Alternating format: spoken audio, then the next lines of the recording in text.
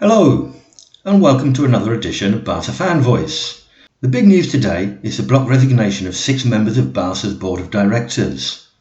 Now, directors come and go at a club like Barça, but it is significant when it is such a large group, 6 from a total of 19, and also with a public statement. Now, the statement released read, and this is a very rough, simple translation for you, "We hereby would like to communicate that we have informed President Bartomeu of our decision to resign as directors of Barça. We have arrived at this point as we find ourselves incapable of reversing the criteria and forms of management of the club, and in the face of the important challenges of the future, and in particular from the new post-pandemic scenario. We would also like to express our unhappiness for the unfortunate social network episode known as Barçagate, which we heard about through the press.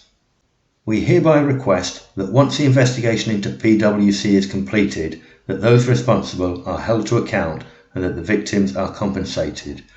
Now remember here that PwC is a company that was allegedly hired by Bartomeu to attack his opponents. And now I'm not translating now. The letter goes on to say that they call for elections as soon as possible, and the last paragraph is basically a big thank you to other directors, employees of the club, etc., blah, blah, blah. And it's signed by Emili Rousaud, Enric Tombas, Silvio Elias, Josep Pont, Teixidor, and Jordi Clasamiglia. So is this the end for Bartomeu, or will he survive? He will now move quickly, surely, to bring in new directors. But the pressure's been building on him for a while now. Will he be stubborn and hold out until 2021? And how are members going to show their displeasure if fans are not allowed into games when football restarts?